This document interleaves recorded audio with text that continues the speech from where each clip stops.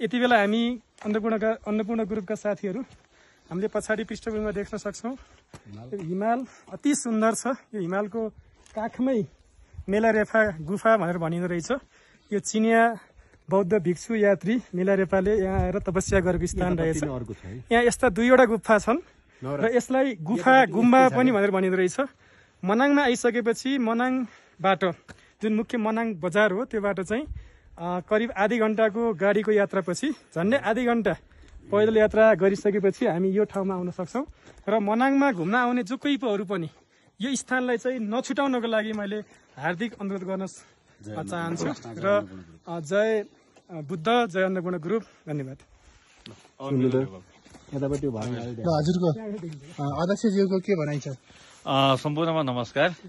आज हामी चाहिँ शुभ अन्नपूर्ण सप्लाइज प्रणालीबाट चाहिँ अन्नपूर्ण ग्रुप मनाङ जिल्लाको भ्रमणमा आइरहेका छौं र हिजो हामी चाहिँ बेनीबाट हिँडेर लमजुङ जिल्लाको सदरमुकाम हुँदै चामेमा आएर बास बसेका थियौं भने बिहान उठेर हामी चाहिँ लमजुङ जिल्लाका धार्मिक तथा पर्यटकीय स्थलहरू अवलोकन गर्दै आज चाहिँ यो चाइनिज पर्यटक भिक्षु बौद्ध भिक्षु चाहिँ मेनरिकाको तपस्या गरेको स्थानमा आइपुगेका छौं र यो चाहिँ करिब 4500 मिटर उचाइमा रहेको यसलाई चाहिँ बौद्ध गुफा भनिँदो रहेछ र यसमा चाहिँ नजिकै यहाँहरूले दृश्यावलोकन गर्न सक्नुहुन्छ।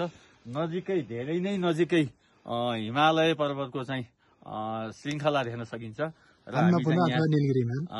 यसमा चाहिँ मनासु हिमाल लगायत नीलगिरी लगायतका हिमालहरूको दृश्यावलोकन गर्न सकिन्छ भने पारिपट्टि चाहिँ हामीले यो काला पहाड जुन चाहिँ यो उच्च हिमाली भेगहरूमा चाहिँ देखिन्छ।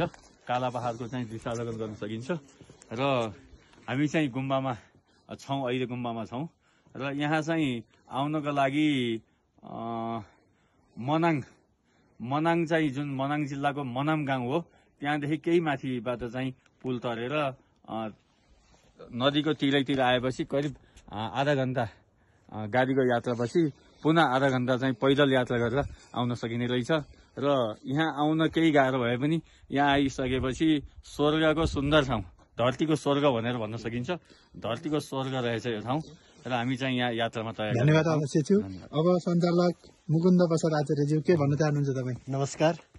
हामी अन्नपूर्ण ग्रुपका साथीहरू हामी गण्डकी प्रदेशका 11 जिल्ला मध्ये हामी म्याग्दी जिल्लाबाट यो मनाङ जिल्लाको सुन्दरीय पर्यटकीय स्थल 3 दिने भ्रमण हिजो हामी गएर यसको मनाङको सदरमुकाममा बस्यौं र आज हामी यो मनाङ बजार घुम्दै र मनाङको अति पर्यटकीय स्थल हामीले तपाईले ब्याकग्राउन्डमा पनि देख्न सक्नुहुन्छ।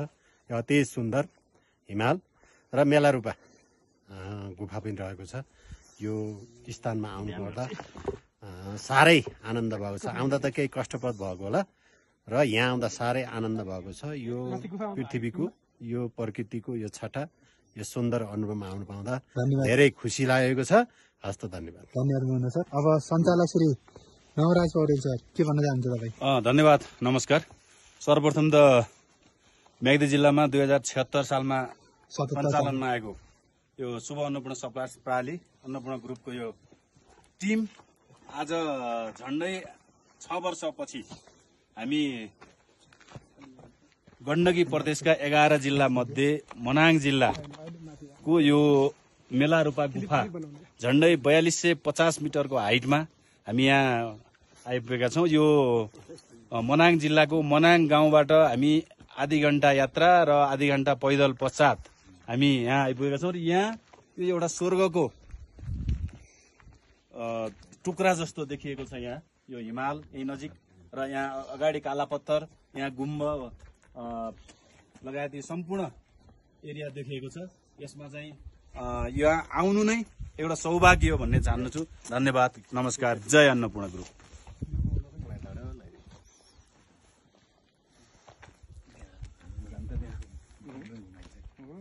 घुमाइछ।